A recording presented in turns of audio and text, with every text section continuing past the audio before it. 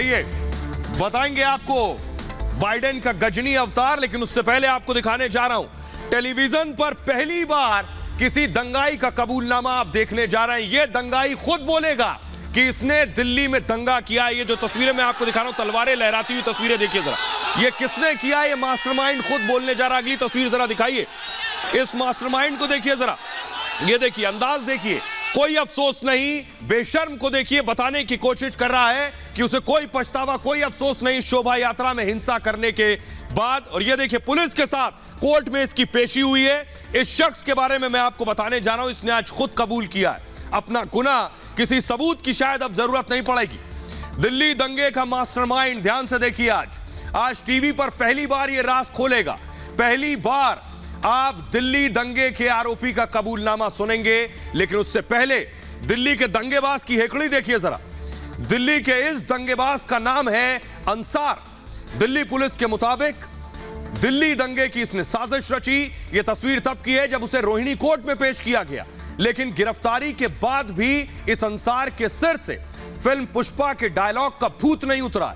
देखिए कैसे बेशर्मी के साथ कहने की कोशिश कर रहा है, जो किया वो ठीक किया और झुकेगा नहीं। डायलॉग की कॉपी कर रहा है, लेकिन इस डायलॉग की नकल की उसकी टाइमिंग का अंदाजा लगाइए। गिरफ्तारी के बाद अंसार सहित दूसरे आरोपियों की कोर्ट में पेशी थी, लेकिन इस सिरफिरे को इसकी कोई टेंशन नहीं। इसकी बेशर्मी देखिए, इसकी हरकत बता रही है इसको दिल्ली को नफरत की आग में झोंकने पर फक्र हो रहा है। लेकिन अब इसकी टेंशन शुरू होने वाली है। अंसार का कबूलनामा और पुलिस के पास इसके खिलाफ सबूत है। एक दिन की पुलिस रिमांड में अंसार को फिलहाल भेज दिया गया है, जहां इसकी सारी हेकड़ी खत्म हो जाएगी। अब आपको सुनवाने जा रहे हैं, जरा सुनिए और ध्यान से सुनिएगा। पहली बार टेलीविजन पर दिल्ली हिंसा, दिल्ली दंगे का गुनहगार अपना कबूलनामा दे रहा है। सुनिए जरा। अंसार, क्या आपको पछतावा है? अंसार, आपको पछतावा है? क्या आपने साजिश की थी? क्या आपने साजिश की थी? क्या आपने साजिश की थी? अंसार, क्या साजिश की थी? पुलिस ने गलत रखी है। अंसार, मैं कसूरवार हूँ, मैं कसूरवार हूँ, छोड़ दो। मैं कसूरवार हूँ, मैं कसूरवार हूँ, छोड़ दो। मैं कसूरवार हूँ, मैं कसूरवार हूँ, छोड़ दो। अच्छा, कसूरवार अपने आप को मानते हैं? अंसार, क्या आपको पछतावा है? अंसार, आपको पछतावा है? क्या आपने साजिश की थी? क्या आपने साजिश की थी? क्या आपने साजिश की थी? अंसार, क्या साजिश की थी? पुलिस ने गलत रखी है। अंसार, मैं कसूरवार हूँ, मैं कसूरवार हूँ, छोड़ दो। मैं कसूरवार हूँ, मैं कसूरवार हूँ, छोड़ दो। मैं कसूरवार हूँ, मैं कसूरवार हूँ, छोड़ दो। अच्छा, कसूरवार अपने आप को मानते हैं? तो आप सुन रहे हैं, वो खुद कह रहा है कि वो कसूरवार है। अब किसी सबूत की शायद जरूरत नहीं है, लेकिन देखिए इसकी क्राइम कुंडली हम आपके लिए निकाल कर लाए। अंसार और असलम ने इस पूरी साजिश को रचा। अंसार खुद कबूल कर रहा है वो इसमें शामिल था। अंसार को शोभा यात्रा की पहले से खबर थी और इस खबर की वजह से कोर्ट में दिल्ली पुलिस ने इस बात का दावा किया है। 15 अप्रैल को ही यात्रा की उसे जानकारी मिली थी और इसके बाद दोनों ने, यानी अंसार और असलम दोनों ने इस हिंसा की साजिश को रचा। एफआईआर में अंसार का नाम दर्ज है, आपको बताऊं, और दिल्ली हिंसा का मास्टरमाइंड ये शख्स है जिसे इस वक्त आप देख रहे हैं। हिस्ट्री शीटर, बदमाश है ये अंसार, और 4-5 साथियों के साथ खुद ये अंसार पहुंचा था। अंसार पर पहले से आपराधिक मामले दर्ज हैं। अंसार ने शोभा यात्रा में लोगों से बहस की, लोगों को वहां से बहस करने के बाद दरअसल ये पूरी जो शोभा यात्रा थी और वहां जो लोग मौजूद थे उन्हें उग्र किया, जिससे इसने हिंसा का रूप लिया। आइए अब आपको सुनवाता हूं मैं, सुनिए जरा पुलिस इस मामले में क्या कह रही है। जिस सरगने की बात जो एफआईआर में नामजद एक्यूज अंसार है, उसके साथ इन्वॉल्वमेंट वेरियस तरह के क्राइम्स के रहे हैं। हिस्ट्री शीटर है, उस पर पुलिस की का ड्यू सर्वेलेंस रहा है, तभी तो इतने तरह के केसेस हैं। और जो दूसरा असलम जिसके गोली चलाने की बात आई है और जिसके पास से जो अवैध वेपन निकला है, उसका भी एक इन्वॉल्वमेंट मारपीट का पिछले वर्ष का आया। और आइए अब मैं आपको दिखाने जा रहा हूं, ये तो सिर्फ अंसार है, इसके बाकी साथियों को देखिए जिनकी गिरफ्तारी हुई है। ये देखिए जरा, ये आप देख रहे हैं एक एक करके, ये अंसार को उतरता हुआ देख रहे हैं, ये दूसरा है, इसके पीछे तीसरा उतर रहा है, ये चौथा उसके पीछे आप देख रहे हैं। कुल 20 गिरफ्तारियां हुई। अगली तस्वीर दिखाइए जरा, अगली तस्वीर देखिए, ये इन्हें जब लेकर आया गया कोर्ट, वो तस्वीर आप देख रहे हैं, कोर्ट में पेशी की तस्वीर। आइए अब आपको बताता हूं इनके बारे में, इन दंगाइयों की पूरी क्राइम कुंडली। ये क्या कर रहे थे, अब इन्हें कितने साल जेल में रहना होगा अगर आरोप साबित होते हैं तो। देखिए जरा इस पूरी क्राइम कुंडली में क्या क्या सामने है, आपके सामने आ गया। दिल्ली हिंसा में अब तक 20 लोगों की गिरफ्तारी हो चुकी है। आरोपियों में 2 नाबालिग भी शामिल है। आरोपी के पास से हथियार बरामद हुए हैं। इसके अलावा 3 पिस्तौल, 5 तलवार भी जब्त की गई हैं। एफआईआर के मुताबिक बहस के बाद पथराव शुरू हुआ और भीड़ की तरफ से फायरिंग भी की गई। इतना ही नहीं, धारा 120B यानी आपराधिक साजिश का केस दर्ज हुआ है। साथ ही साथ धारा 147 यानी दंगा फैलाने का आरोप, धारा 307 हत्या की कोशिश का आरोप यानी अटेम्प्ट टू मर्डर। इन धाराओं में आपको बताऊं उम्र कैद तक की सजा हो सकती है, यानी पूरी जिंदगी जेल में कट सकती है। हालात ये आ सकते हैं। लेकिन अब मैं आपको दिखाने जा रहा हूं दंगों के सबूत। एक एक सबूत चीख चीख कर कह रहा है कि दंगा पूरी तरह से प्लान्ड था। देखिए जरा, और अब आपको दिल्ली दंगे के सबूत दिखाते हैं। दरअसल हिंसा के कई वीडियो सोशल मीडिया पर वायरल हैं और पुलिस भी इन वीडियो के आधार पर आरोपियों को खंगाल रही है। दिल्ली हिंसा का पहला सबूत, ये देखिए कैसे भीड़ के बीच ये शख्स पिस्तौल लिए खड़ा हुआ है। हमलावर के हाथ में पिस्तौल है और भीड़ की तरफ वो फायरिंग करता हुआ नजर आ रहा है। हिंसा का ये वीडियो तेजी से वायरल हो रहा है और दिल्ली पुलिस ने इसकी शिनाख्त कर ली है। मामूली कहासुनी के बाद इस शख्स ने फायरिंग कर भीड़ में अफरा तफरी मचा दी थी। जहांगीरपुरी में शोभा यात्रा के दौरान भीड़ में कई शख्स तलवार लिए हुए थे जिनकी मंशा पर सवाल उठ रहे हैं। आखिर ये कौन लोग थे? दिल्ली हिंसा का ये सबूत नंबर 2 है। पुलिस इन वीडियो को खंगाल रही है। हनुमान जयंती पर शोभा यात्रा के दौरान पथराव की ये तस्वीरें बेहद खतरनाक है। देखिए कैसे छोटे छोटे बच्चे भीड़ पर पथराव कर रहे थे और इसके बाद मौके पर अफरा तफरी मच गई। दिल्ली पुलिस ने जिन 20 आरोपियों को गिरफ्तार किया है उसमें 2 नाबालिग भी शामिल हैं। ये तस्वीरें सबूत बेहद हैरान करने वाली है। कैसे राजधानी में बच्चे भी दंगे में शामिल थे। शोभा यात्रा पर पथराव की कई तस्वीरें सामने आई। दिल्ली हिंसा का यह 5वां सबूत देखिए। मौके पर मौजूद लोगों ने घटना के कई वीडियो बनाए हैं। इस वीडियो में पथराव के बाद लोग भागते हुए दिख रहे हैं। इस दौरान कई लोग घायल हो गए हैं। 9 पुलिस जवान इस दौरान घायल हुए हैं। साथ ही एक स्थानीय नागरिक को भी हल्की चोटें आई। हिंसा और बवाल की कई तस्वीरें सामने आई हैं। चश्मदीदों ने एक और वीडियो बनाया है। इसमें भी देखा जा सकता है कि कैसे शोभा यात्रा पर पथराव कर माहौल खराब करने की कोशिश की गई। शोभा यात्रा के दौरान फायरिंग भी हुई और फायरिंग के वीडियो के बाद इसके एक और सबूत हाथ लगे। मौके से पुलिस ने कारतूस बरामद किए हैं। इस सबूत से साफ है कि शोभा यात्रा के दौरान न सिर्फ पत्थरबाजी हुई बल्कि फायरिंग की घटना भी सामने आई है। आइए अब आपको सुनवाते हैं। खुद मैं जहांगीरपुरी में मौजूद था, लोगों से बात की, दोनों तरफ के लोगों से बात की, जरा वो सुनिए। यहां से शोभा यात्रा निकल रही थी। यहां से 10 कदम की दूरी पर मस्जिद है। मैं वो कदम गिनूंगा, 1 2 3 4 5 6 7 8 9 और ये 10।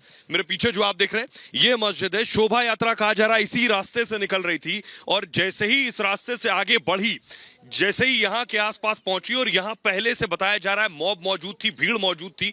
ऐसा कहा जा रहा है कि उनके हाथ में डंडे थे, उनके हाथ में तलवारें थी, पत्थर थे। ये मस्जिद का गेट है। ये अगर दिखाएं सीपी सिंह साहब, ये मस्जिद का गेट है। मस्जिद फिलहाल बंद है।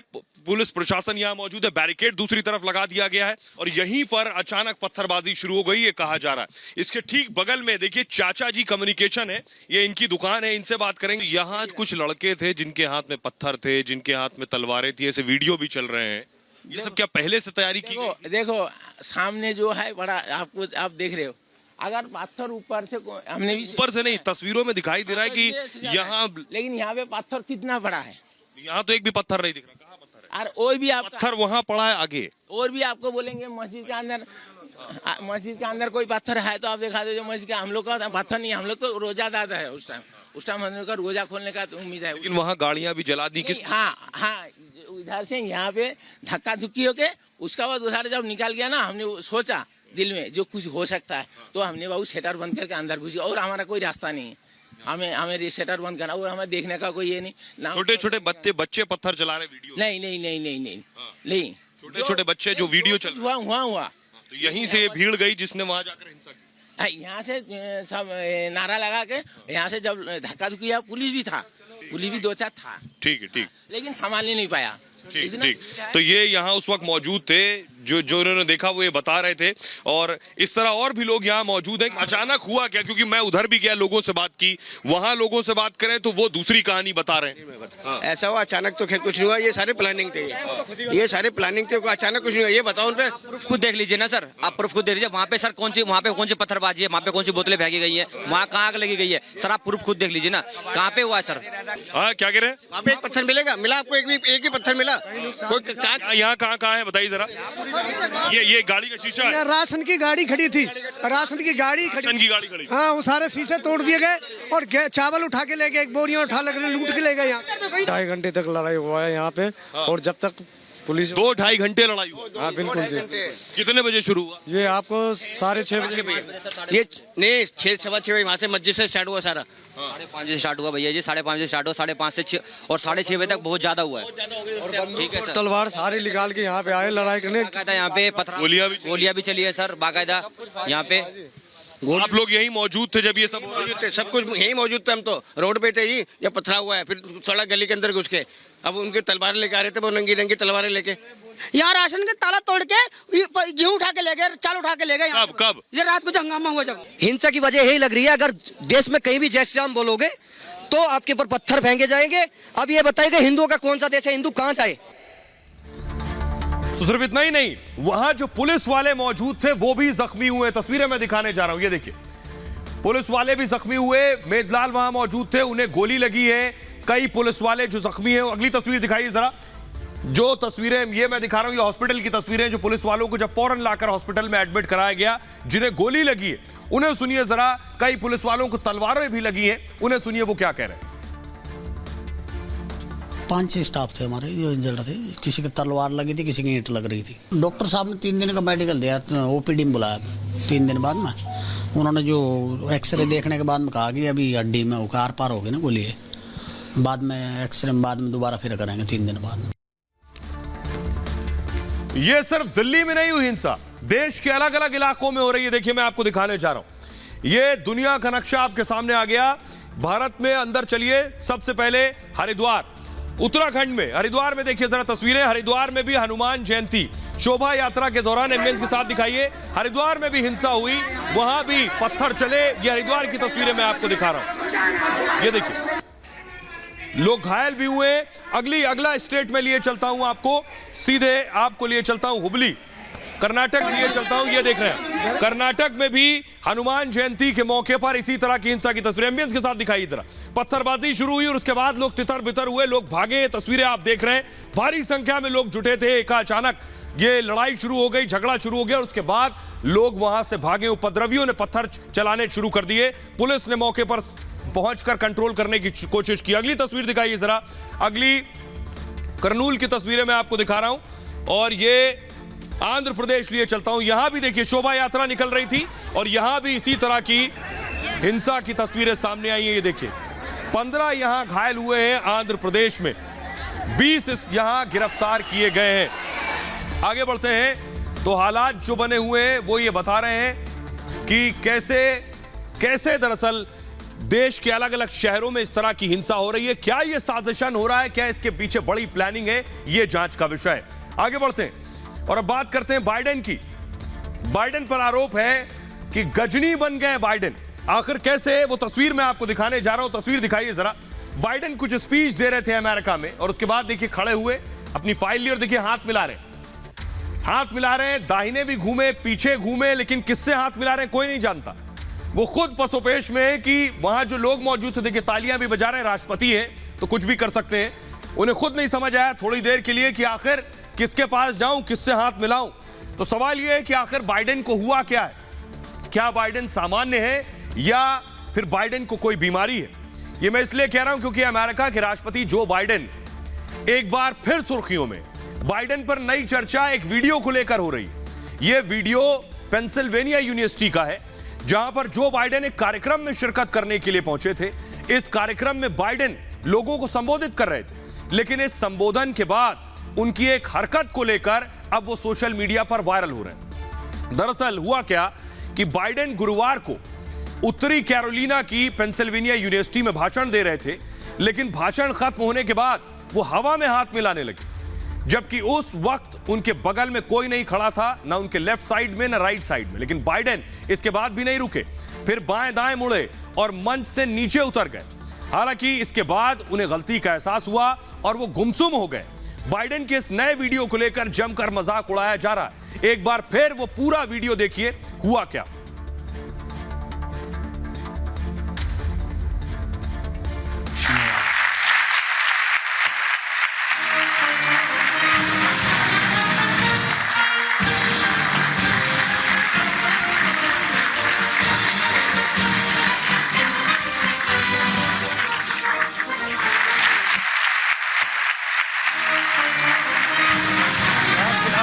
खड़ा नहीं था, उन्हें लगा कोई आकर शायद हाथ मिलाकर उन्हें मुबारकबाद देगा कि आपने बहुत शानदार भाषण दिया राष्ट्रपति साहब, लेकिन अगल बगल कोई नहीं था। बहरहाल आपको बताऊं, बाइडेन ने एक के बाद एक फुलझड़ी कई छोड़ी है। बाइडेन बोले उन्होंने पेंसिल्वेनिया यूनिवर्सिटी में एक प्रोफेसर के रूप में काम किया है। आपको बताऊं, लेकिन किसी क्लास में आज तक बाइडेन ने नहीं पढ़ाया। जब पढ़ाया ही नहीं तो प्रोफेसर के तौर पर काम कैसे किया, ये तो बाइडेन ही बता सकते हैं। लेकिन वीडियो से बाइडेन की सत्ता को लेकर बड़ा सवाल खड़ा हो गया।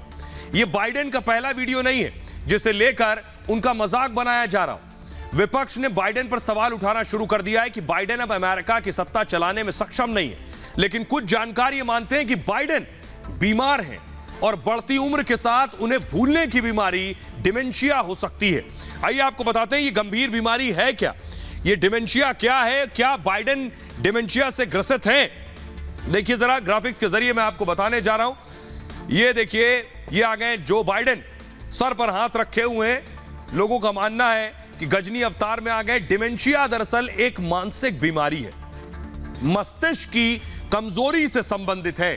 डी और मेंशिया से मिलकर बनी है डिमेंशिया। डी का मतलब बगैर और मेंशिया मतलब दिमाग, यानी बगैर दिमाग के, मतलब जिसका दिमाग काम ना कर रहा हो, आप ये कह सकते हैं। कमजोर याददाश्त डिमेंशिया के प्रमुख लक्षण हैं। डिमेंशिया पीड़ित को सोचने में सबसे ज्यादा कठिनाई होती है। ऐसे लोग भावनाओं पर नियंत्रण नहीं रख पाते हैं। गिनने, जोड़ने, घटाने में भी उन्हें दिक्कत होती है। बाइडेन के न जाने इतनी इसके कैसे कितने एग्जाम्पल हैं। 65 साल के ऊपर के लोगों में इसके सबसे ज्यादा सिम्टम्स पाए जाते हैं और बाइडेन की उम्र 80 साल होने जा रही है। आइए अब मैं आपको बताऊं, ये कोई पहला मौका नहीं है जब बाइडेन ने इस तरह की हरकत की हो। सवाल यह है कि इस तरह की बहुत सी तस्वीरें हैं। ऐसे में सवाल यह, क्या अमेरिकी राष्ट्रपति जो बाइडेन वाकई डिमेंशिया से पीड़ित हैं? इस बारे में ना तो राष्ट्रपति बाइडेन ने कभी कुछ कहा, ना उनके किसी निजी सलाहकार ने कुछ कहा और ना ही व्हाइट हाउस ने इस पर अपनी चुप्पी तोड़ी।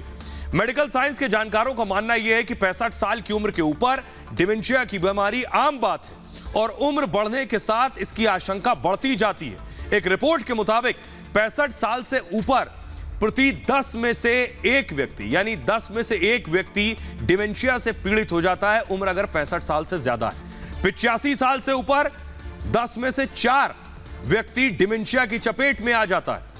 मतलब उम्र बढ़ने के साथ खतरा बढ़ता जाता है। ऐसे में अगर बाइडेन की उम्र पर नजर डालें तो इसकी आशंका ज्यादा है, क्योंकि बाइडेन 79 साल के हो चुके हैं और नवंबर में 80 के हो जाएंगे पूरे।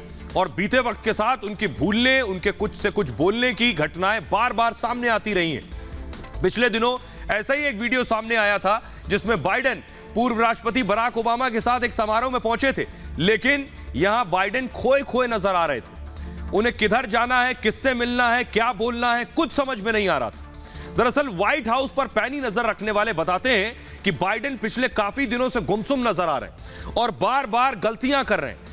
इससे पहले पिछले हफ्ते एक कार्यक्रम में उन्होंने कह दिया था कि पूर्व राष्ट्रपति बराक ओबामा के व्हाइट हाउस छोड़ने के बाद उन्होंने पहली बार व्हाइट हाउस देखा है, जबकि बाइडेन व्हाइट हाउस में ही रहते हैं। अपनी इन्हीं हरकतों की वजह से बाइडेन मजाक का पात्र बनते जा रहे हैं। पिछले दिनों एक वीडियो खूब वायरल हुआ, मैंने भी आपको कुछ दिन पहले इस वीडियो को दिखाया था, जिसमें बाइडेन का मजाक बनाया गया। बाइडेन का ये वीडियो सऊदी अरब के एक मीडिया हाउस ने बनाया था, देखिए जरा।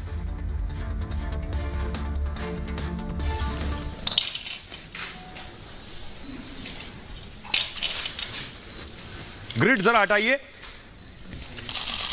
Thank you very much. Biden को कमला हैरिस पकड़ कर लाती हैं और बाइडेन बोलते बोलते भूल जाते हैं, सो जाते हैं। सुनिए। Yeah, we're going to talk about the crisis in Africa. Yeah, Russia. And I want to talk about the president of Russia, Putin. Putin, listen to me. I have very important message to you. The message is, and the president of China. Oh, I didn't finish Russia. Yes, sir. Thank you to correct me, First Lady. Thank you very much. नींद में बोलने की बीमारी आपने सुनी होगी, लेकिन चलते चलते रास्ता भूलने की बीमारी शायद ही आपने सुनी होगी। बाइडेन ऐसा भी कर चुके हैं। कुछ वक्त पहले उनका एक वीडियो वायरल हुआ था जिसमें उन्होंने चलते चलते सीधा रास्ता छोड़ दिया था और घूमकर अपने घर दाखिल हो गए थे। तब यह चर्चा खूब चली थी कि बाइडेन चलते चलते अचानक रास्ता भूल गए। अब ऐसे में सवाल यह है कि बाइडेन शारीरिक रूप से पहले से लाचार है, मानसिक परेशानी भी सामने आ रही है। ऐसे में तीसरे विश्व युद्ध की दस्तक से आखिर बाइडेन कैसे निपटेंगे, क्योंकि अफगानिस्तान में बाइडेन अपनी किरकिरी पहले ही करा चुके हैं। अफगानिस्तान को जिस तरह से अमेरिका छोड़कर भागा है, बाइडेन की उसमें किरकिरी हो चुकी है। रूस यूक्रेन युद्ध में भी बाइडेन एक्सपोज हो चुके हैं। इतना ही नहीं, कोविड मैनेजमेंट में भी बाइडेन पूरी तरह से फ्लॉप रहे। ग्रिड हटाएंगे आप। अमेरिका में क्राइम कंट्रोल में फेल साबित हुए हैं बाइडेन, और 2021 में अमेरिका में रिकॉर्ड तोड़ हत्याएं दर्ज की गई हैं। तो ये बाइडेन की बात हो गई। अब आगे बढ़ते हैं और अगली खबर की तरफ रुख करते हैं और बात करेंगे अंतरिक्ष में ऐलाने जंग की। ये आप देख रहे हैं, अंतरिक्ष में ऐलाने जंग, और अब पुतिन और एलन मस्क के बीच जंग होने वाली है। तस्वीर दिखाइए जरा फास्ट। ये आप देख रहे हैं, पुतिन ने एलन मस्क को सीधे सीधे चुनौती दे दी है कि अब जंग होगी अंतरिक्ष में। पुतिन अब तक अमेरिका से लड़ रहे थे, अब एक रईस उनके निशाने पर है। क्यों निशाने पर है, जरा तस्वीर दिखाइए। स्टारलिंक सैटेलाइट फुल स्क्रीन जरा दिखाइए। एलन मस्क की जो कंपनी है, दरअसल स्पेस एक्स एलन मस्क की कंपनी है, और एलन मस्क के न जाने कितने सैटेलाइट अब तक अंतरिक्ष में है। और अब पुतिन का कहना है ये सारे सैटेलाइट वो तबाह और बर्बाद कर देंगे। पुतिन का कहना है ये सब बर्बाद कर देंगे पूरी तरह से, और पूरी तैयारी कर चुके हैं पुतिन इसकी तबाही की। तो आइए अब आपको बताने जा रहा हूं, देखिए जरा अंतरिक्ष में कैसे होगी जंग। ये आप देखने जा रहे हैं, मुझे उस वॉल पे ग्राफिक दीजिए। ये जो आप देख रहे हैं, एलन मस्क के खिलाफ जंग छेड़ेंगे पुतिन। जी हां, पुतिन ने तैयारी कर ली। ये जो आप सैटेलाइट ऊपर देख रहे हैं, ये सैटेलाइट को किस तरह से मिसाइल जाकर हिट कर रही है, यही होने वाला है अंतरिक्ष में। अंतरिक्ष में पुतिन और मस्क के बीच लड़ाई होने जा रही है। युद्ध होगा सीधे स्पेस में। मस्क के सैटेलाइट जो आप ऊपर घूमते हुए देख रहे हैं, इनको बर्बाद कर देंगे पुतिन। जेलेंस्की को जंग में मदद कर रहे हैं मस्क, दरअसल यूक्रेन के राष्ट्रपति को मदद कर रहे हैं। मस्क की मदद से पुतिन को सबसे ज्यादा नुकसान हो रहा है। स्टारलिंक सैटेलाइट से मदद कर रहे हैं अब तक मस्क। यूक्रेन को रूसी सेना की सारी जानकारी मुहैया करा रहे हैं। मस्क की सूचना पर रूसी सेना हमला कर रही है, रूसी सेना पर यूक्रेनी सेना हमला कर रही है। मस्क को बर्बाद करने की पुतिन ने दरअसल कसम खा रखी है। मस्क के पास 12,000 से ज्यादा सैटेलाइट है। ये तो आपको दो नजर आ रहे हैं, लेकिन मस्क के पास 12,000 से ज्यादा सैटेलाइट है। $270 बिलियन की कंपनी है स्पेस एक्स, और यूक्रेन को इस वक्त इंटरनेट की मदद कर रहे हैं मस्क। कहीं भी आप छोटा सा एक इंस्ट्रूमेंट है उसे लगाइए और इंटरनेट का इस्तेमाल करिए। मस्क ने पहले भी पुतिन को चुनौती दी थी, दोनों में इससे पहले भी जुबानी जंग हो चुकी है। पुतिन को अकेले फाइट लड़ने की चुनौती मस्क दे चुके हैं। आइए अब मैं आपको बताने जा रहा हूं कि कैसे दोनों के बीच जो लड़ाई हो रही है, कैसे वो सैटेलाइट मैं आपको दिखाने जा रहा हूं। देखिए जरा सैटेलाइट, ये एंटी सैटेलाइट मिसाइल आप देख रहे हैं इस वक्त। ये मिसाइल जो फुल स्क्रीन जरा लीजिए इसको। ये जो मिसाइल आप देख रहे हैं, इस मिसाइल से पुतिन हमले की शुरुआत करेंगे। पुतिन के पास मिसाइल है जो सीधे अंतरिक्ष में जाकर सैटेलाइट को मार गिरा सकती है। इस मिसाइल के बारे में मैं आपको बताऊंगा कि इस मिसाइल में क्या खासियत है। देखिए जरा, पुतिन के पास हथियारों का बड़ा जखीरा है। उन्हीं हथियारों में शुमार है ये अंतरिक्ष को भेदने वाले मिसाइल भी। अब तक तो जमीन आसमान में जंग हो रही थी, लेकिन पुतिन ये एंटी सैटेलाइट मिसाइल भी अब दागने की तैयारी में है। ये आपके सामने आने जा रहा है। ये देखिए, ये मिसाइल आ गई है। पुतिन के पास एंटी सैटेलाइट मिसाइल्स मौजूद हैं। ये जो आप देख रहे हैं, मिसाइल से स्टारलिंक पर अटैक करेंगे पुतिन।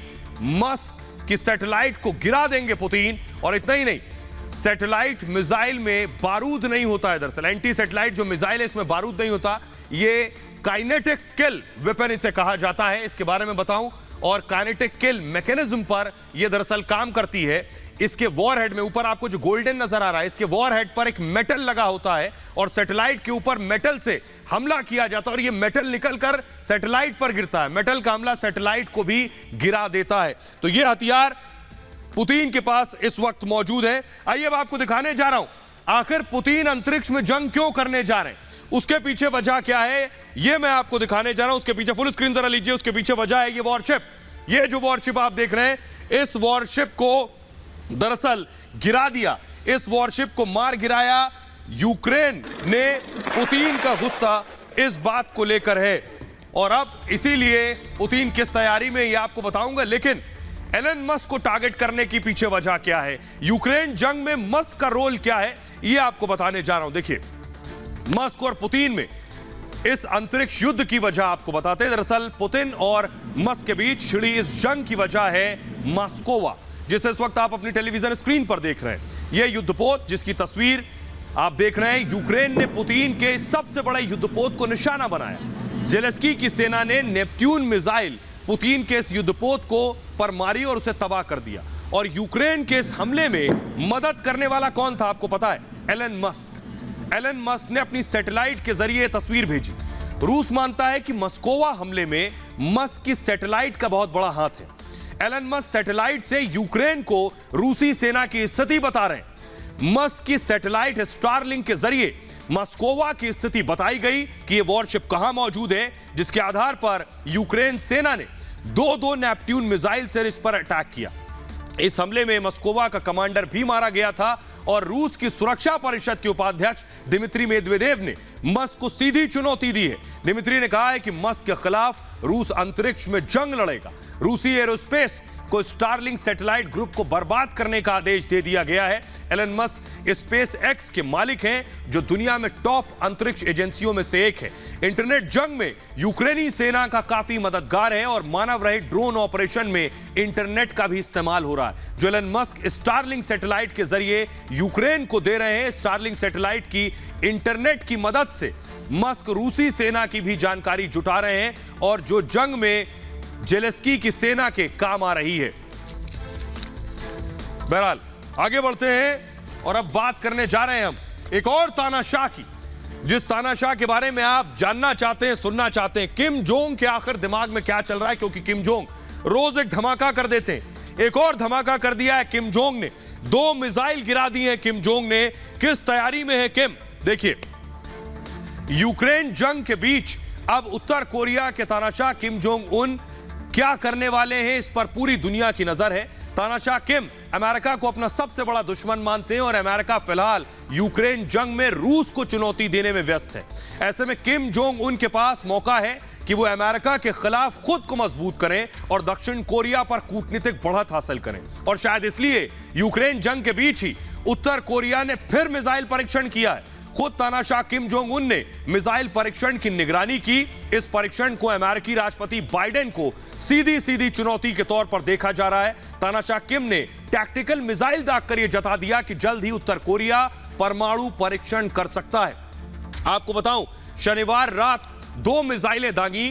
पूर्वीय तटीय शहर हमहुंग में परीक्षण हुआ। छोटे परमाणु हथियार ले जाने में सक्षम है। मिसाइल की रफ्तार 4,940 किलोमीटर प्रति घंटा है। 25,000 मीटर की ऊंचाई तक यह मिसाइल गई। मिसाइल ने 110 किलोमीटर की यात्रा तय की। KN-23 मिसाइल का यह छोटा संस्करण है। तानाशाह किम ने यह मिसाइल परीक्षण किया। अपने दादा किम द्वितीय सुंग की जयंती की तस्वीरें मैं आपको दिखा रहा हूं।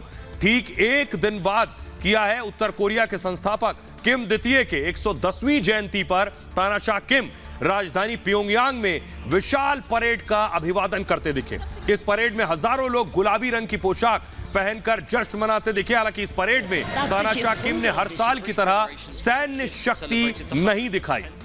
मीडिया रिपोर्ट्स के मुताबिक 25 अप्रैल को उत्तर कोरिया की सेना के स्थापना दिवस पर किम एक भव्य परेड का आयोजन करने वाले हैं। इस सैन्य परेड में किम के परमाणु जखीरे भी मौजूद हैं। आधुनिक हथियारों और बैलिस्टिक मिसाइलों का प्रदर्शन भी इसमें किया जाएगा। आइए आपको बताता हूं कि आखिर किम की तैयारी क्या है अब आगे की। किम जोंग के दिमाग में क्या चल रहा है? वो मिसाइल टेस्ट पर मिसाइल टेस्ट करते जा रहे हैं। क्या उनके दिमाग में अमेरिका के खिलाफ कोई तैयारी है? किम ने परीक्षण का दरअसल समय तय कर लिया है। मिसाइल परीक्षण से अमेरिका को चुनौती दी है। दक्षिण कोरिया के साथ अमेरिका का युद्धाभ्यास चल रहा है। युद्धाभ्यास से ठीक एक दिन पहले यह टेस्ट किया है किम ने। यूक्रेन जंग का फायदा उठाने की कोशिश है। दरअसल दक्षिण कोरिया पर दबाव बनाने का भी प्लान है। परमाणु शक्ति बढ़ाना चाहता है दरअसल तानाशाह, और 2022 में 13 हथियारों का परीक्षण कर चुका है अब तक। अब परमाणु परीक्षण भी किम कर सकता है, इस बात की आशंका जताई जा रही है। और आपको बताऊं कि किम की ताकत आपने देख ली कि किम किस तैयारी में है, लेकिन आपको बता दूं साथी, किम कुछ बड़ा करने वाला है क्योंकि पुतिन का पुराना यार है। बहरहाल ये भारत की बात है में इतना ही। आप अपना बहुत ख्याल रखिए। एक छोटे से ब्रेक के लिए रुक रहे हैं, लौट रहे हैं कुछ और बड़ी खबरों के साथ।